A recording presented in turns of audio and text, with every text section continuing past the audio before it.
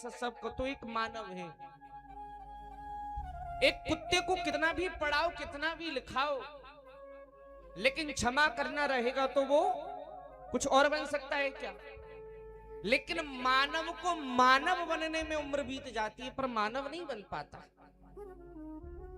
एक व्यक्ति को मानव बनने में समय लगता है। इसलिए सनातनी मानव बनिए। जो लोग आपकी गिनती मानवों में कहें, पागलों में नहीं, जानवरों में नहीं, क्योंकि कुछ लोगों को भी जानवर घोषित कर देते। एक बार प्रेम से बोलिए जय श्री कल्कि। राष्ट्र की कल्कि स्वयं सेवक संघ बहुत बहुत सम्मान करता है, और हम चाहेंगे कि वो अपने मुखारबिंद से कुछ इस दास को भी और सभी लोगों को लाभान्वित करे।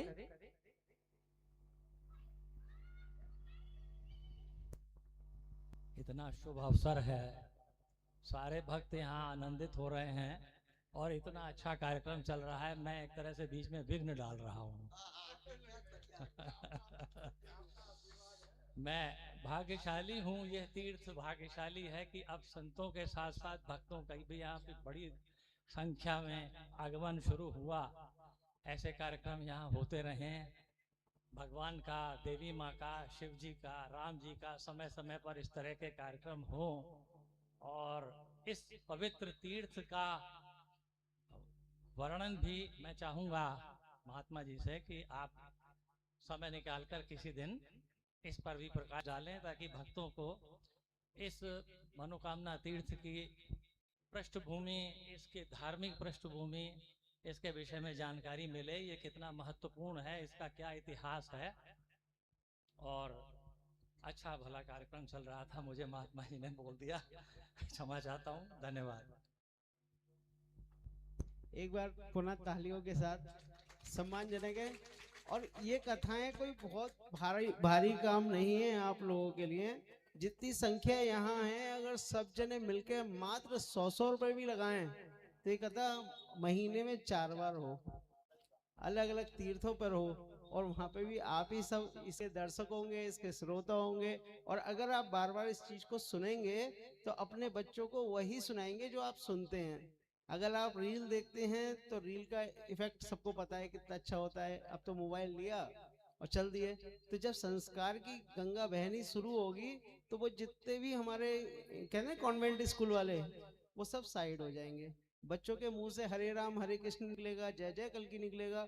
और मैं तो उम्मीद करता हूँ कि आने वाले समय भगवान के कई रूप होते हैं, तो भगवान कल्कि भी कितने रूपों में आप नहीं जानते। राम कल्कि हैं, कृष्ण कल्कि हैं, माधव कल्कि हैं, केशव कल्कि हैं, मेरी माँ जगदम्बा कल्कि हैं। मतलब कल्कि स्वरूप है, और इन्होंने कई रूपों में, हम जिस नाम में भी जानते हैं, जिस नाम में भी ध्याते हैं, लेकिन मदद करने सिर्फ कल्कि आते हैं, क्योंकि कलयुग के देवता कल्कि हैं। जिस भाव में बुलाओगे उस रूप में चले आएंगे। और कल्कि को अगर कल्कि से ही बुलाओगे तो ज्यादा अच्छा इंप्रेस पड़ेगा, ज्यादा महत्व आएगा।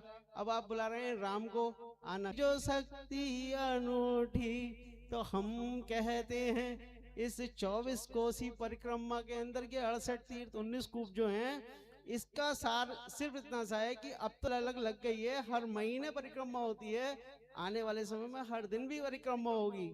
तो भैया आप सेवा करने के लिए तैयार हो जाइए। बोलिए कल्कि भगवान महाराज की जय। बोली मनोकामना मैया की, बोली निष्कलंक भगवान की।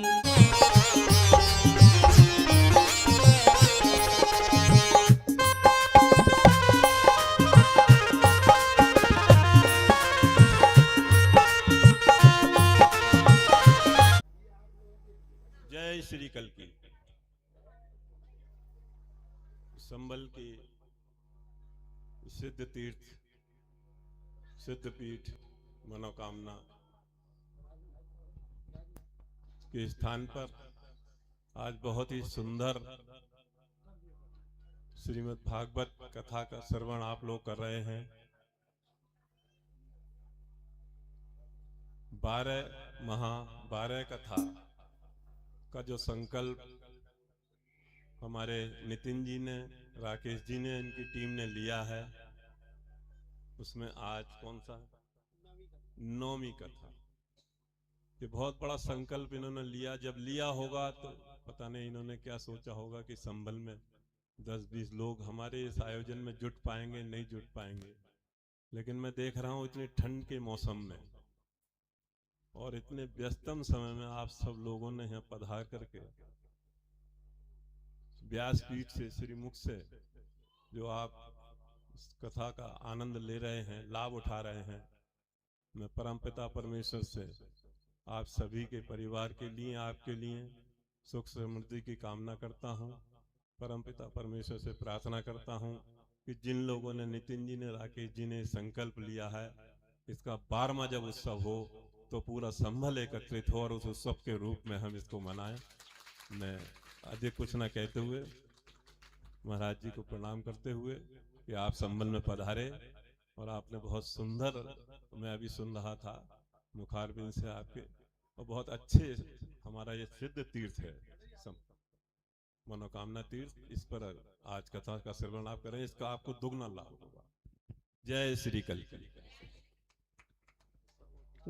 साथ ही साथ हम चाहेंगे कि हमारे राष्ट्रीय कल की स्वयं सेवक के जो हमारे मुख्य आदरणीय नितिन गुप्ता जी हैं, वो भी अपने विचार आप सबके समक्ष प्रस्तुत करें। जय श्री कल की। ये जो कथाएं हम कर रहे हैं ये आप लोगों के लिए कतई नहीं है। आप इस बात का बहुत गौर से सुने और समझें। ये कथाएं आपके मन को और आपके कर्मों को बदलने के लिए और आपके बच्चों में इसकी जिज्ञासा पैदा करने के लिए की जा रही हैं। भले ही से आप सुन के जा रहे हैं, सच ये है कि घर जाके वार्ता जरूर करते होंगे, और अगर ऐसी वार्ताएं घर पे होती हैं तो बच्चों में भी थोड़ी बहुत समझ आती ही है। तो हमारी कोशिश यही है कि आपके माध्यम से आपके बच्चों के दिलों में हम प्रवेश कर जाएं, और बच्चे अगर कहीं हमें मिल जाएं तो वो ये है कि जरूर कहें कि ये 12 कथाएं वाले हैं, और अगर हमें कोई सेवा मिल सके तो हम भी इस सेवा को करेंगे। तन और मन से इस कथा में दिल से जुड़े, कतई यहाँ किसी तरीके की कोई डिमांड नहीं है। अब ये कथा जो हो रही है ये हमारी माता जी हैं लीलावती, और लीला देववती जी ने मुझसे 3 महीने पहले यहाँ कथा कराने के लिए कहा था। अब सोचिए कि जबकि कोई व्यक्ति सामने से कह रहा है कि ये कथा यहाँ पे हम कराएंगे, उसके बाद भी हमें 3 महीने लग गए, तो कितना मजबूत तरीके से हम चल रहे हैं, जिस तरीके से हम आगे बढ़ रहे हैं, और सिर्फ इस वजह से आपके भरोसे। अगर ये कथाएं पूरी हो जाती हैं तो जहां तक है आप सब मेरी माता बहनें हैं, और हम तो आप सबके चरणों को धो धो के पिए कि संगठन को मजबूत करने के लिए आप जैसे मजबूत और समर्पित धर्म जागृति वाले लोगों की बहुत जरूरत है, और इस समय संबल को तो अति आवश्यकता है। इस बात के लिए तो आप भी निगलेक्ट नहीं करेंगे कि संबल में अगर हरिहर मंदिर की स्थापना होगी तो उस स्थापना में पहली ईंट यही धर्म जागृति होनी ही चाहिए। तो मैं लीलावती जी से भी कहूंगा कि अब उनका अगला संकल्प भी एक नई जगह पर हो रहा है, और उस जगह पे वो भी एक जागृत तीर्थ है, वहां पर वो कथा कराएंगे। और हमारे साथ मिलकर ऐसे ही अगर 2-4 जने मिलते रहे तो ये 12 नहीं, ये वाकई में 68 कथाएं होंगी। 68 तीर्थ, 68 कथा। अपनी आवाज में मैया तेरे भरोसे मेरा परिवार, तू ही मेरी नाव की माझी हो, तू ही मेरी नाव की माझी, तू ही पतवार है